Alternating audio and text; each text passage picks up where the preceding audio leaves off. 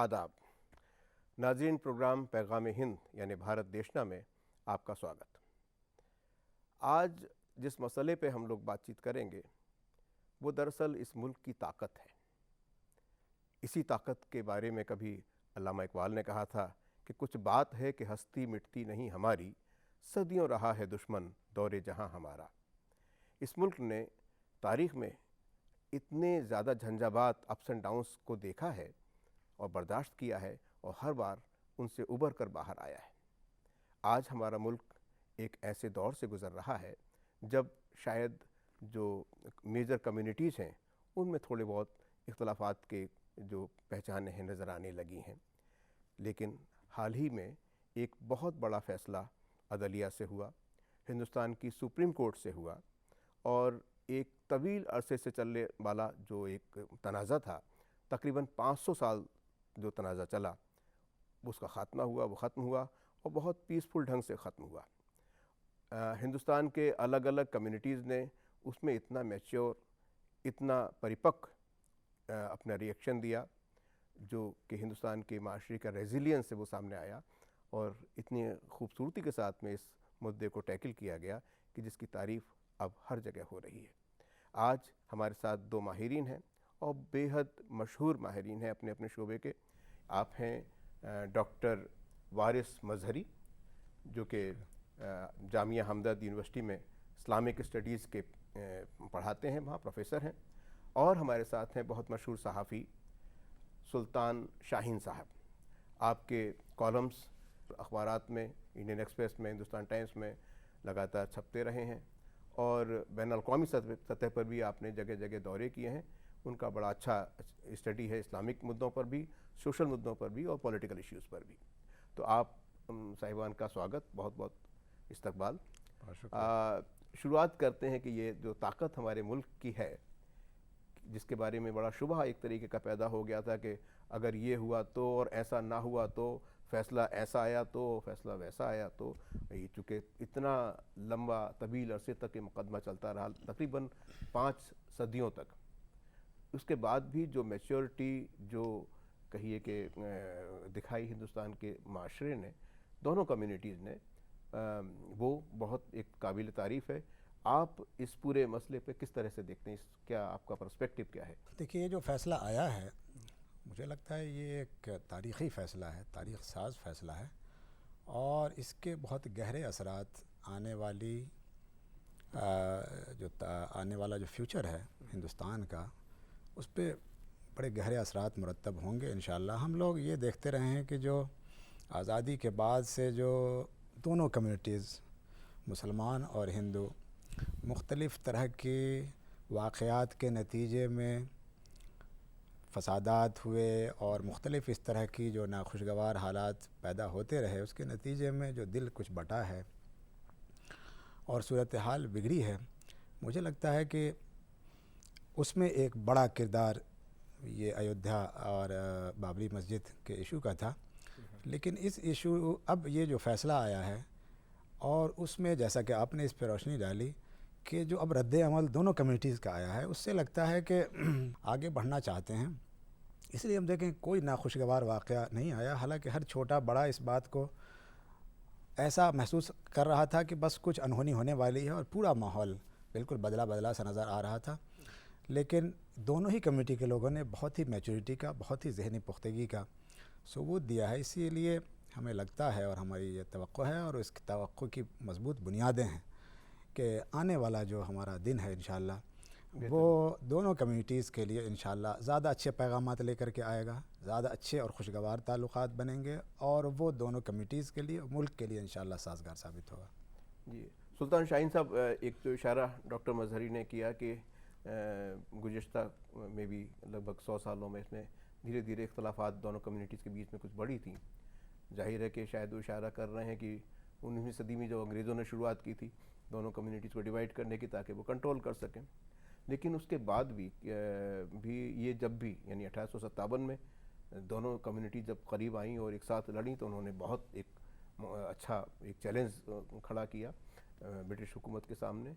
और बाद में आज़ादी हासिल करने के वक्त भी यही हुआ کہ جب بھی دونوں کمیونٹی ساتھ ساتھ لڑیں تو انہوں نے وہ حاصل کیا جو وہ حاصل کرنا چاہتے تھے، یعنی ایودھیا کے فیصلے کو، اور اس کے بعد میں جو الگ الگ شعبے میں کمیونٹیز میں اس کی ریئیکشنز ہوئی ہیں، جس طرح سے انہوں نے اس کو لیا، اس کو کس طرح سے دیکھتے ہیں؟ دیکھیں، ایودھیا فیصلے کے بعد سب لوگوں نے ریلیف محسوس کیا.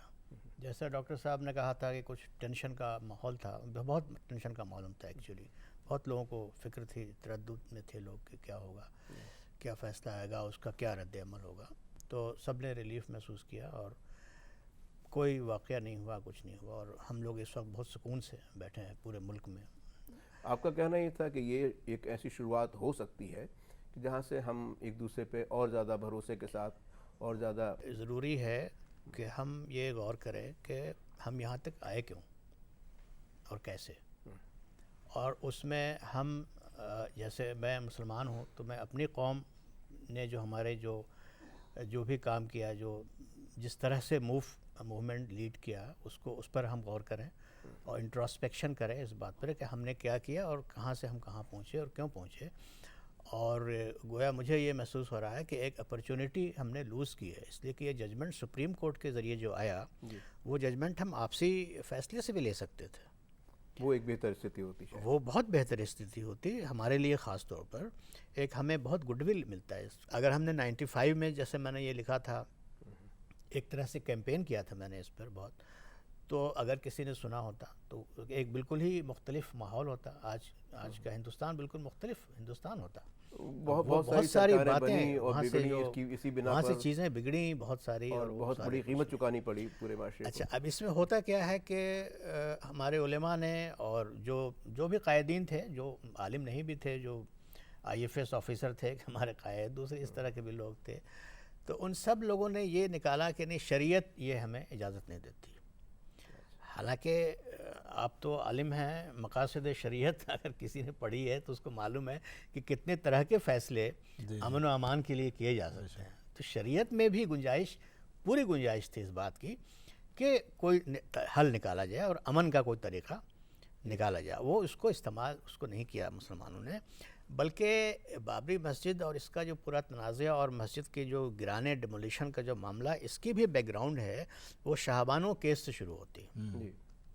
شاہبانو کیس میں صرف یہ ہوا تھا کہ چیف جسٹس نے یا ججز نے یہ کہا کہ اسلام جو مذہب ہے، جتنا ہم جانتے ہیں، وہ کمپیشن، رحم کا مذہب ہے. وہ مذہب یہ الاؤ نہیں کرے گا کہ ایک خاتون کو 40-50 سال کی شادی کے بعد آپ گھر سے باہر نکال دیں، طلاق کہہ کر کے، اور بلا کوئی معاوضہ نہ دیں، وہ سڑک پہ بھیک مانگے یا اور کیا کرے گی وہ. تو اس کو 100 روپے یا ایسا کچھ چھوٹی سی ایک رقم مہینے کی انہوں نے باندھ دی کہ بھئی آپ اس کو دے دیا کریں. تو اب اس پر پوری مسلم قوم کی جو قیادت تھی، تمام علماء ہر فکر کے اور سب کے سب کھڑے ہو گئے کہ نہیں، یہ اسلام کے خلاف ہے، شریعت میں مداخلت ہے، وغیرہ وغیرہ. اب جیسے ہمارے یہاں ہے کہ ہم ایک بار دے دیتے ہیں، سبسٹینشل رقم جو ہے اس کو ایک بار دے دیتے ہیں. چلیے فرض کیجیے یہ ہے، تو علماء یہ کر سکتے تھے کہ اس کپل کے پاس جا کر کے ان سے کہتے، وکیل صاحب سے، جن کی وہ بیگم تھیں شاہبانو پہلے، کہ بھئی آپ ایک سبسٹینشل رقم ان کو دے دیں اور ایک ان کے ساتھ تصفیہ کر لیں، اور یہ ہر مہینے آپ سے نہیں لیں گے. اس طرح کا کوئی طریقہ نکال سکتے تھے. کچھ بھی نہیں کیا. اس کے نتیجے میں ریاکشن ہوا، اور وہ ریاکشن بالکل واجب ہے. وہ اس لیے کہ مسلمان جہاں کہیں بھی میجورٹی میں ہوتے ہیں، 1% کی بھی میجورٹی ہے، تو کہیں گے ہم شریعت نافذ کریں گے. یعنی اور یہاں تک عالم اب ہو گیا ہے کہ جس محلے میں میجورٹی ہے مسلمانوں کی، مثلا ایسٹ لنڈن میں، تو وہ کہیں گے یہ شریعہ کنٹرولڈ زون ہے. اچھا، بہت ساری وجوہات ہو سکتی ہیں. ہو سکتا ہے کہ جہالت ایک وجہ ہو، غربت ہو سکتی ہے، یا دوسری بات ہے ناجانکاری ہو سکتی ہے. جب بھی خاص طور پہ اس کمیونٹی میں کسی بڑے بدلاؤ کی توقع کی گئی، مثلاً ٹرکی، ایک چونکہ وہ یورپین ہی کنٹری تقریباً ہے، اور وہاں سے تو یہ مانا جاتا تھا کہ یہ ایک مثال پیش کرے گا ماڈرن ایجوکیشن کے معاملے میں، لائف اسٹائل کے بارے میں، اور جو خواتین اور مردوں کے برابری کے معاملے میں. ایسے پریوگ انہوں نے کیے، ایکسپیریمنٹس کئی سارے کیے. کہیں انہوں نے تو اس حد تک گئے کہ وہ ہیٹ کو انہوں نے کمپلسری کر دیا، اذان کو انہوں نے عربی سے ہٹا دیا، عربی زبان میں اذان نہیں دے سکتے. یہ انہوں نے ایکسپیریمنٹس کیے تھے کئی بار. کچھ صحیح ہو سکتے ہیں، کچھ غلط ہو سکتے ہیں، لیکن کیے انہوں نے. پر جو ہمارا علاقہ ہے بر صغیر جس کو ہم کہتے ہیں، یہاں پہ تھوڑا انرشیا اس کمیونٹی میں شروع سے دیکھا گیا ہے. کیا اس کی وجہ یہ ہے کہ وہاں پہ جو لیول آف ایجوکیشن ہے یعنی تعلیم کا جو معیار ہے وہ کم ہے, خاص طور پہ اس کا, کیونکہ اگر ہندوستان میں بھی دیکھیں تو باقی لوگوں کے مقابلے مسلم کمیونٹی میں تھوڑا سا تعلیم کا لیول کم دیکھا گیا ہے, اور اس کے اثرات ہو سکتے ہیں بہت سارے کہ بھئی وہ ویسے ریئیکٹ کرتے ہیں. مان لیجیے پولیٹیکل جو ان کی بنیادی ضروریات ہیں, فرض کریے روزگار کے لیے کہ ان کو انووک کریے کہ روزگار ملنا چاہیے یا تعلیم ملنا چاہیے, یا پھر ہیلتھ کے کنسرن ہو تو اس میں اتنا ریئیکٹ نہیں کرتے یا اتنی جلدی ریئیکٹ نہیں کرتے جتنا کہ کسی مذہبی سوال پہ اکٹھا ہو جاتے ہیں, ریئیکٹ کر دیتے ہیں. کیا ایسا ہے؟ دیکھیے 2-3 باتیں ہمیں ذہن میں رکھنی چاہیے. پہلی بات تو میں یہ کہنا چاہوں گا کہ یہ جو بابری مسجد کا جو ایشو تھا, اس میں یہ بالکل سلطان شاہین صاحب بالکل صحیح کہہ رہے ہیں کہ شریعت میں اس کی گنجائش تھی. اس کی مثالیں ہیں پاکستان میں, سعودی عرب میں کئی مسجدیں ٹوٹیں, شفٹ کر دیا گیا جب بھی کوئی ایسا بڑا پروجیکٹ اور آیا سامنے, مسجد کو وہ جگہ نہیں ہے جیسے مندر وغیرہ کو وہ کہتے ہیں صاحب یہاں پہ ایشور کا واس ہے. مسجد تو وہ جگہ ہے جہاں پہ لوگ اپنی عبادت ادا کر سکیں, نماز پڑھ سکیں. ہاں, یعنی اسکالرس کا, مسلم اسکالرس کا یہ اسٹرانگ ویو رہا ہے ایک کلاس کا کہ مسجد اگر وہاں نماز نہ پڑھی جا رہی ہو, اس لائق نہیں ہو, تو اس کو شفٹ کیا جا سکتا ہے دوسری جگہ پہ, وہ کیا جا سکتا ہے. سعودی عرب وغیرہ میں دوسری جگہ پہ اسی پہ عمل ہوتا ہے, تو اس کی گنجائش بالکل ہے. مسئلہ یہاں جو ہوا, لیکن یہاں جس اسکول آف تھاٹ کو ماننے والے لوگ ہیں جو حنفی کہلاتے ہیں, ان کے یہاں یہ نہیں ہے. تو زیادہ سے زیادہ مسئلہ یہ تھا کہ وہ ایک اسکول آف تھاٹ کے نزدیک صحیح ہے نہیں ہے, لیکن دوسرے اسکول آف تھاٹ کے نزدیک بالکل صحیح ہے. اور اس کی ساری مثالیں ہم دیکھتے ہیں کہ یعنی خود پڑوسی ملک پاکستان میں بھی بہت ساری مسجدوں کے ساتھ ایسا ہوا ہے وہاں. تو یہ کوئی ایسا مسئلہ نہیں تھا, لیکن ہوا یہ کہ یہ پورا ایشو پولیٹیکل ہو گیا. یہ ایک ریلیجس نہیں رہا معاملہ. اب یہ دیکھیں کہ ہزاروں مسجدیں, جس وقت جو پاکستان کی انڈیا کی تقسیم ہوئی ہے اس وقت یہ پنجاب اور ہریانہ کے علاقے میں ہزاروں مسجدیں ویسے ہی ہیں. کہاں ہے عرش سے فرش تک کا تصور؟ اگر ایسا ہو تو ساری مسجدوں کے لیے آپ لڑتے رہیے کہ اب جب تک ہم اس کو جو ہے واگزار نہیں کریں گے اور جب تک یہاں پہ مسجد بنا کر کے اس پہ نماز نہیں پڑھیں گے جب تک, تو ہزاروں مسجدیں پڑی ہوئی ہیں لیکن اس کے بارے میں تو کچھ وہ نہیں ہے. تو یہ عرش سے فرش تک یعنی زمین سے آسمان تک مسجدیں, خود یہ دیکھ رہے ہیں ہم انڈیا میں یا کہیں بھی اس پہ کوئی عمل نہیں ہوتا. لیکن چونکہ پالیٹکس انوالو ہو گیا, اور جب پالیٹکس انوالو ہوتا ہے تو وہاں لاجک کام نہیں کرتی, صرف اور صرف سینٹیمنٹ کام کرتا ہے بالکل ایک دم. تو یہ بھی ایک مدعا ایک انا کا ہو گیا, ایک ایگو کا مسئلہ مسلمانوں کے لیے بھی ہے اور ہندوؤں کے لیے بھی. کہ میں بالکل ایسا کروں گا اب سارے مسلمان. ایک بات تو یہ. دوسری بات ایک اور, سلطان شاہین صاحب نے بہت اہم بات پہ اشارہ کیا تھا کہ قائدین نے اس نبض کو نہیں پکڑا وقت پر. آپ نے اشارہ کیا تھا اگر وہ اس کو پکڑ لیتے تو بہت سارا نقصان ہونے سے بچا جا سکتا تھا, اور پوری کمیونٹی کا ایک جو ماحول بنا, جس طرح ایک اپرچونٹی لاسٹ, ایک اپرچونٹی انہوں نے کھو دی قائدین نے. تو وہ اگر پولیٹیکل بھی مانا جائے اس مدعے کو, تو پولیٹیکل بننے کیوں دیا گیا؟ قائدین کا یہ فرض بنتا تھا کہ وہ اس معاملے کو پولیٹیکل نہ بننے دیتے. دیکھیں کئی باتوں کو ہمارے ذہن میں رہنا چاہیے, اور ہمارے سلطان شاہین صاحب بھی اس سے اتفاق کریں گے. ہماری جو مسلم کمیونٹی ہے اس کو زیادہ تر لیڈ کرنے والے علماء ہیں. زیادہ تر ان کے دیکھیں بڑے بڑے جتنے بھی بورڈ, جتنے انسٹیٹیوشن بڑے ہوئے ہیں, جتنے بڑی موومنٹ ہیں, وہی چلا رہے ہیں. ایک بہت بڑا مسئلہ یہ ہے کہ جو سول سوسائٹی کے لوگ ہیں اور جو ایلیٹ کلاس کے لوگ ہیں, مڈل کلاس کے لوگ ہیں, ان کو آگے آنا چاہیے, ان کو ساتھ ساتھ رہنا چاہیے, لیکن نہیں, وہ پیچھے رہتے ہیں. یہ سارے جو ہماری مدارس چل رہے ہیں یہ عوام کے چندے پہ چلتے ہیں, ان کے ڈونیشن پہ چلتے ہیں پوری طرح سے. اس لیے ان کو عوام کے سینٹیمنٹ کو, ان کے اس کو لے کر کے چلنا پڑتا ہے. بالکل عوام کا کیا کہہ رہے ہیں, ورنہ وہ راتوں رات پتہ چلا کہ بالکل وہ ڈسکریڈیبل ہو کر کے رہ جائیں گے. اس لیے ان کا مسئلہ ہو جائے گا. سینٹیمنٹ بنا بھی تو سکتے ہیں نا, بالکل بنا بھی بالکل سکتے صحیح ہیں. بات ہے. تو ہونا یہ چاہیے کہ اس کو, مطلب آپ کا آشے یہ ہے کہ یہ جو قائدین ہیں یہ چاہیں تو ان سینٹیمنٹس کو پروگریسو یا یہ مستقبل کی طرف بھی ڈائیورٹ کر سکتے ہیں اور استعمال کر سکتے ہیں اور اپنی کمیونٹی کو آگے بڑھائیں. بہت ساری باتیں ہیں ہمارے مذہب میں جو سکھائی گئی ہیں. مثلا مذہبی آزادی ہے ہمارے مذہب کا ایک بنیادی حصہ ہے. پہلی مرتبہ جب مسلمانوں کو مدینہ شریف میں کہا گیا تھا کہ اب آپ لڑائی کریں, مقابلہ کریں, ڈیفینڈ کریں اپنے آپ کو, ڈیفنس کے لیے ہتھیار اٹھائیں, پہلی بار جب یہ کہا گیا تو یہ کہا گیا کہ اگر یہ نہ کرے اللہ تو گرجا گھر اور سیناگوگ اور موناسٹری اور مسجدیں, یہ سارے مذہبوں کے جو ادارے ہیں, جو عبادت گاہیں ہیں, یہ سب گر جائیں گی, لوگ گرا دیں گے. آپ اس کا مطلب کیا ہوا کہ ہمیں لڑنے کو کہا گیا مذہبی آزادی پر سے کے لیے، یعنی سب کی مذہبی آزادی، ہماری مطلب اپنی یہ مذہبی نہیں کہ آزادی کے لیے کیول- نہیں۔ ہاں، یا ٹھیک۔ لیکن دیکھیے کہ 70 سال ہو گئے آزادی کو، ہم ایک مسلم انڈین مسلم جو کمیونٹی آج کی ہے یہ 70 سال سے ہے، اس سے پہلے بڑی کمیونٹی تھی، پورا بر صغیر میں ہم ایک ساتھ تھے۔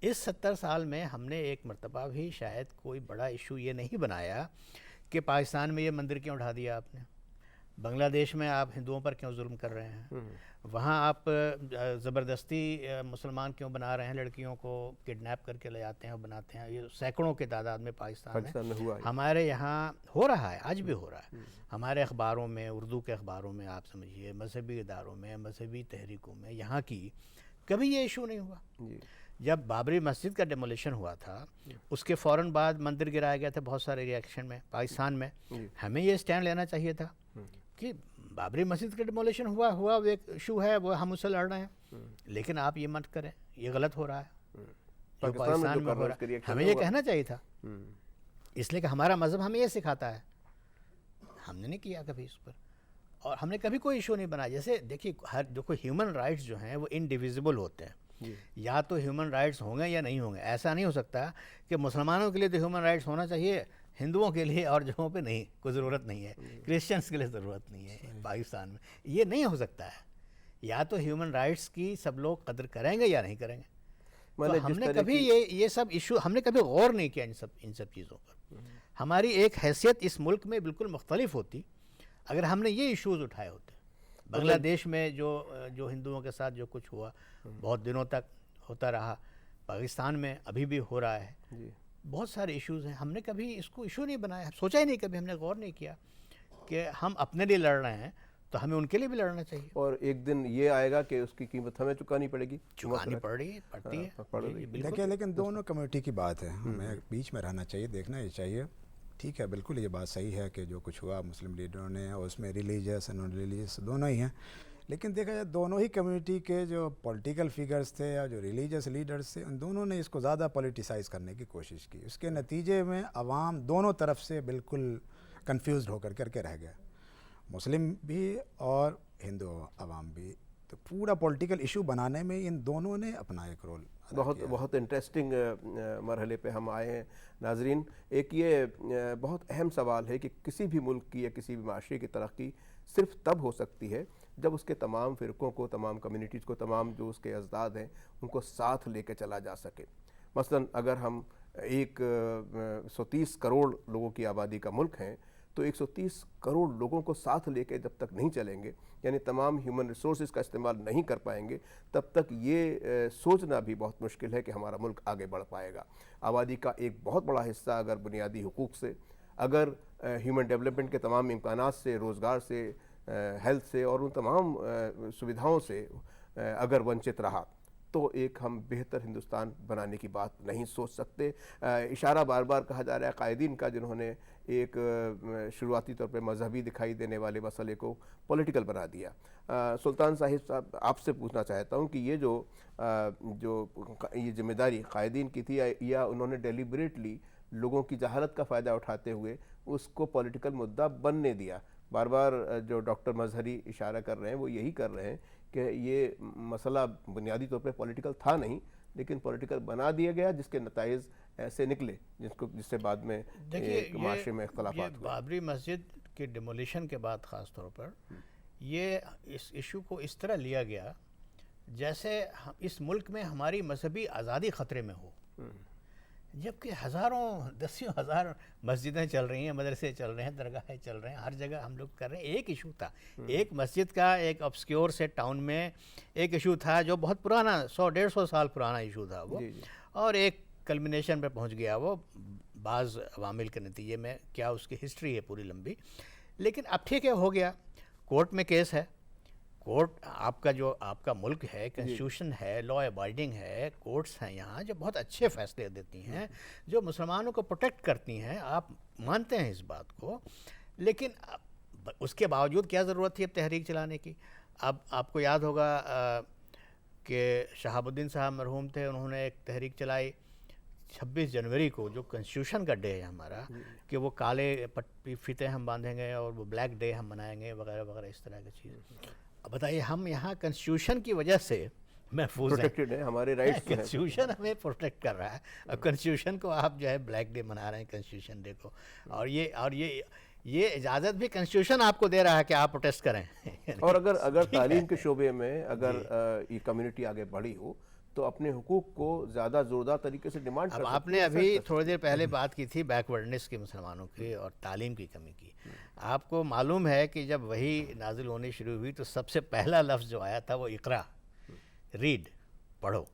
सबसे पहला लफ्ज़ जो रसूलुल्लाह सल्लल्लाहु अलैहि वसल्लम को अल्लाह की तरफ से आया वो था इकरा, पढ़ो। हैं? और उस कम्युनिटी में एजुकेशनल बैकवर्डनेस हो, इलिटरेसी हो, ये बिल्कुल सोचने के बाद तो उलेमा का जो सबसे पहला काम होना चाहिए था वो ये कि लोगों को कहें कि भाई पढ़ो और तालीम की तरफ लोगों को माइल करें और वो करें हमारे। यानी अच्छा, अब आप देखिए कि सर सैयद ने मसलन कोशिश की और इस तरह के और लोग भी पैदा होते रहे हैं और बहरहाल यूनिवर्सिटीज़ वगैरह ये चीज़ें चल रही हैं, लेकिन तालीमी बैकवर्डनेस हमारे कम्युनिटी में होने का तो कोई मतलब ही नहीं है। मज़हब, जब मज़हब से भी अगर आप जोड़ें उसको तो मज़हब सबसे पहले आपको ये सिखा रहा है कि आप पढ़ें, इकरा हैं, इकरा। आप पढ़ नहीं रहे, आप तालीम की तरफ माइल नहीं। तो उलेमा का मैं ये ये काम देखता थे हूं कि कि उलेमा के डॉक्टर पास, अम्बेडकर ने भी अपने लोगों से यही इन्वोक किया था, उनको ये कह के कि पहले पढ़िए, तालीम देखिए हासिल उलेमा करिए। के पास एक कैप्टिव ऑडियंस होता है जुमे कम से कम सैकड़ों लोग, हज़ारों लोग, कहीं पर 10,000 लोग भी, 20,000 लोग भी बड़ी बड़ी मस्जिदों में बगैर किसी इवेंट मैनेजमेंट के कोई उनको बुलाना नहीं पड़ता, कोई ऐलान नहीं करना, वो जमा होते हैं और आप तकरीर करते हैं। तो ये मौका होता है, ये जुमे का दिन बनाया इसीलिए गया था कि आप जो हैं लोगों से बात करें, उनको ज़माने के हिसाब से ज़रूरत की चीज़ें जो करंट अफेयर्स से रिलेटेड भी बातें और उनको अच्छे मशवरे दें, नसीहत करें। डॉक्टर मजहरी उन्होंने बार बार ये बात कही कि जब रिएक्ट करना चाहिए था और जिस तरह से रिएक्ट करना चाहिए था, आमतौर पे जो उनकी जो क़ायद थी वो शायद रिएक्ट वैसा नहीं कर पाए, ना माशरे में भी, कम्युनिटी ने भी किया। मैं इसमें वैसे 2-3 सवाल और भी जोड़ना चाहता हूँ। वो ये कि जैसे कश्मीर में था कि भाई ख़वातीन को वो उनके हुकूक मत दो, यानी प्रॉपर्टी के राइट्स वगैरह मत दो, बाकी लोगों को दे दो। दलितों को मत दो, बाकी लोगों को दे दो। अगर इस्लाम की बुनियादी बातें ही ये थी ना कि पूरा इंसान एक है, दलितों को आज तक उन्होंने नहीं दिया, बल्कि पार्टी शरीयत लागू कर दो, जहाँ पे जो उन्होंने शुरू में कहा था 1% अगर आपकी आबादी बढ़ गई तो आप उसको उन्होंने लीगली वहाँ लागू करने की कोशिश की और किया भी। तो ये तमाम जो रिग्रेसिव कदम उठाए, उसका नतीजा ये निकला कि दूसरे लोगों के पास एक सनद मिल गई कि देखिए ये जब इनके पास ताकत आती है तो उसका ये गलत इस्तेमाल करते हैं। आप क्या मुत्तफिक हैं सुल्तान शाहीन साहब के इस आर्गूमेंट से? देखिए, पहली बात तो मैं ये कहना चाहूँगा कि ये जो हम देख रहे हैं कि ये सारी कमियां और ये सारी कमज़ोरियां हैं और एक लंबी जो पूरी है, मुझे लगता है कि अब ये फ़ैसला आ जाने के बाद अब हमारी गुफ्तगू का ये बहुत अहम मौजू नहीं है कि कैसे कैसे किन लोगों ने, किन क्लासेस ने, किन लीडरों ने किस किस तरह से किया, क्योंकि एक फ़ैसला आ गया। अब हमें ये देखना चाहिए आगे हमें किस तरह से बढ़ना और है, कैसे बेहतर तरीके से। इसलिए कि अब इसका कोई हासिल नहीं रहा। अब आवाम भी इसको सुनना नहीं चाहते हैं, किन मौलवियों ने गलतियाँ की, किन पंडितों ने गलतियाँ की, क्या रहा, क्योंकि एक फ़ैसला आ चुका। बहुत अच्छा भाई, हम भी दिल से इसको कबूल करते हैं, हमारी जो है अदलिया का फ़ैसला है ये, और जो कबूल न भी करते हैं उनके लिए कबूल करने के अलावा कोई चारा नहीं रहा। अब ये देखना चाहिए, ये जो इन्होंने इशू उठाया कि जो बड़े बड़े इशूज़ हैं मुसलमानों के, उसको देखना चाहिए, जिसमें सबसे अहम इशू बिलाशुबा ये एजुकेशन का है। अब सूरत हाल ये है इस वक्त कि एजुकेशन के नाम पे जो कोशिश हुई 70 सालों में, वो मदारिस तो बहुत ज़्यादा खुले और हर एक गली में खुल गए, हर गांव में खुल गए, मकातिब मदारिस का पूरा जाल फैल गया। लेकिन उसके मुकाबले में जो अच्छे जो मॉडर्न एजुकेशन के जो इदारे हमारे पास कायम होने चाहिए थे, वो बिल्कुल कायम नहीं हो पाए। यानी देखा जाए तो 100 में से 5% का भी आपको रेशियो नहीं मिलेगा जो मदारिस का जितना ये है। तो जाहिर है ये जो इंटेलेक्चुअल बैकवर्डनेस आया है, उसमें सबसे बड़ा दखल तो इसका है और उसका इफ़ेक्ट हर इन तमाम चीज़ों पे पड़ता है। अब जो मुसलमानों के अंदर जो एक तरह से जज्बातियत जो पैदा हुई है, वो जज्बातियत की वजह भी यही है कि उनके यहाँ जो है जो एक यूनिवर्सल तालीम का जो जिस तरीके से है, जिसकी मैंने पहले इशारा किया कि हमारे दीनी तालीम के निज़ाम में उस यूनिवर्सल तालीम को शामिल करना चाहिए था। यानी मैं ये समझता हूँ कि मिसाल के तौर पे ان کو کم سے کم 10ویں 11ویں تک میٹریکولیشن تک تو تمام کو، چاہے وہ جن مدرسے میں پڑھے ہوئے ہیں، ان کو بالکل ایک جیسی تعلیم دینی چاہیے تاکہ وہ آج کے ایج کو، آج کی ضرورتوں کو، آج کو تقاضوں کو سمجھ آج کے سکیں۔ چیلنجز کو۔ ایسا نہ ہونے کی وجہ سے اور یہ یہی ہوا کہ ہوتا تھا اسلامی تاریخ پہلے یہی میں، ہوا ہے، اسلامی لیکن یہ تاریخ ڈیوائڈ نہیں میں تھا جو بالکل۔ مدرسے تھے وہیں سے ڈاکٹر، انجینئر، سائنٹسٹ بڑے بڑے جنہوں نے کہ پورے دنیا پر اثر کیا، ایسے لوگ اسی پیدا لیے ہوئے، دیکھیں ان کہ مدارس سے پیدا ہوئے۔ یہ جو تاج محل ہے اس کو بنانے والا تھا، وہ آرکیٹیکٹ جو تھا وہ احمد معمار تھا، وہ اور سعد اللہ یہ شاہجہاں کے وزیر تھے سب سے وہ، اور یہ جو مجدد الفسانی جو بڑے صوفی، یہ تینوں ساتھی تھے، ایک ہی جگہ پڑھتے تھے۔ 3 ڈیفرنٹ کیٹیگری کے لوگ ہیں۔ دیکھیے یہ ڈیوائیڈ ہوا، ڈیوائیڈ کے نتیجے میں یہ ہوا کہ اب جو ہے یہ جو ایجوکیشن ہے ہماری، وہ ریلیجن کے نام پہ بہت ہی ایسی چیزوں کو پڑھاتی ہے کہ جو ہماری سوسائٹی کی ضرورت کے مطابق پوری طرح سے اسے ہم آہنگ نہیں ہیں۔ تو اس کے نتیجے میں ہم دیکھتے ہیں کہ ایسے لوگوں کی تعداد بہت زیادہ بڑھ رہی ہے جو زمانے کے تقاضوں کو سمجھ نہیں پا رہے ہیں، آج کی سوسائٹی کو سمجھ نہیں پا رہے ہیں۔ آج گلوبل دور میں اسلام جی رہا ہے، اس کے لیے کس طرح کے تھیولوجیکل چیلنجز ہیں، جس کی بات انہوں نے کی، اہم بات ہے۔ اصل میں ہمارا جو پولیٹیکل تھیولوجی ہے اور اس کو جو پورا جو فقہ کے نام پہ جو پیدا ہوا، اس کو ضرورت ہے ریکنسٹرکٹ کرنے کی۔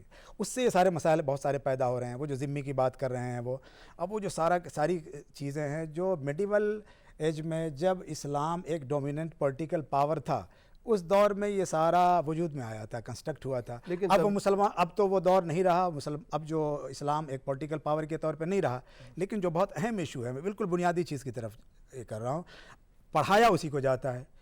اب یہ سارے کے سارے جو فقہ کی کتابیں جو پڑھائی جاتی ہیں، وہ ساری کی ساری تیار کی ہوئی ہیں آپ کے 10ویں 11ویں 12ویں صدی میں، جب بالکل پولیٹیکل پاور تھا اسلام۔ آج جو ہے جس دور میں ہم رہ رہے ہیں، وہ بالکل یعنی ایک سیکولرزم میں رہ رہے ہیں۔ اب یہ دیکھیں کہ وہی جو اس سے کنٹراڈکشن کیا پیدا ہوتا ہے، انہوں نے اشارہ کیا بالکل صحیح، کنٹراڈکشن یہ پیدا ہوتا ہے کہ اب مسلمان جہاں پہ میجورٹی میں ہیں، وہاں وہ کہتے ہیں کہ بھائی سیکولرزم تو ہمارے لیے بالکل اینٹی اسلام ہے، ہم اس کو ایکسیپٹ نہیں کر سکتے، لیکن جہاں وہ مائنورٹی میں ہیں وہاں کہتے ہیں سیکولرزم ان کے لیے رحمت ہے، ان کے لیے بالکل۔ اس کو اسلامی سیکولر انڈیا میں مشیر الحق صاحب نے بہت اچھے انداز میں، ان کی بہت اچھی کتاب ہے، انہوں نے کہا کہ یہ ہمارے یہاں کنٹراڈکشن پایا جاتا ہے۔ یہ ساری کی ساری کی جڑوں میں آپ دیکھیں گے تو وہ چلا آ رہا ہے، جس کی بات میں کرنا چاہ رہا ہوں۔ یہ ضرورت اس بات کی ہے کہ یہ جو ہمارے یہاں مذہبی جذباتیت ہے اور جس obscurantism کی بات یہ کر رہے تھے، یہ سارے کے سارے کی جڑ میں وہ چیز ہے، جب تک وہاں سے کچھ تبدیلی پیدا نہ ہو، جب تک یہ پورا ایک ریلیجس ویو ایک چینج نہ ہو، وہ تبدیلی پیدا نہ ہو، جب تک ہم اس طرح کے بڑے ایشوز کو ہم حل نہیں کر سکتے۔ ناظرین، ہم نے کوشش کی کہ خاص طور پہ اس پس منظر میں ایودھیا مسئلے پر جو فیصلہ آیا سپریم کورٹ کا، کچھ بات چیت کریں، اور دونوں ہی ہمارے ماہرین نے بڑا ایلوبریٹ کر کے بہت ڈیٹیلز میں اپنے اپنے خیالات رکھے۔ ہمیں لگتا ہے کہ آپ کو کچھ باتیں اچھی لگی ہوگی، پسند آئی ہوں گی۔ اگر کہیں آپ اتفاق کرتے ہوں یا کہیں اتفاق نہ بھی کرتے ہوں تو بھی ہمیں ضرور لکھیے، ہمیں ای میل کر سکتے ہیں۔ یہ پروگرام پیغام ہند بھارت دیشنا اپنے دیش کی رچ ہیریٹیج یعنی اپنے ورثے پر، اپنی وراثت پر مبنی ہے۔ ہم سے ایک رابطہ بنائے رکھیے، آپ جن وشیوں پر بھی چاہیں گے ہم ان پر چرچا کریں گے، اپنے اسٹوڈیو میں دعوت دیں گے ماہرین کو۔ آج کے پروگرام میں جو آپ کو پسند آیا ہو ہمیں بتائیے گا۔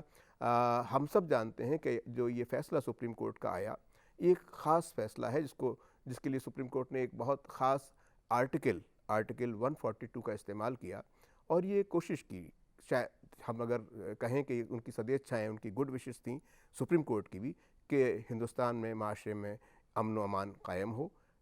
ہمیں یہ کوشش کرنی چاہیے کہ عدلیہ کے اس فیصلے کو، اور بھی عوام میں الگ الگ فرقوں میں جو قائدین ہیں، اب تو سب لوگ محسوس بھی کر رہے ہیں کہ یہاں سے ایک اچھی شروعات کی جا سکتی ہے، جہاں سے ہم اچھے بھارت کے مستقبل کا نرمان کر سکتے ہیں، تیار کر سکتے ہیں، اور ہم سب کو مل جل کر جو کہ ہماری ورثہ ہے کہ مشترکہ تہذیب کا، اس کو اور آگے بڑھانے کی کوشش کرنا چاہیے۔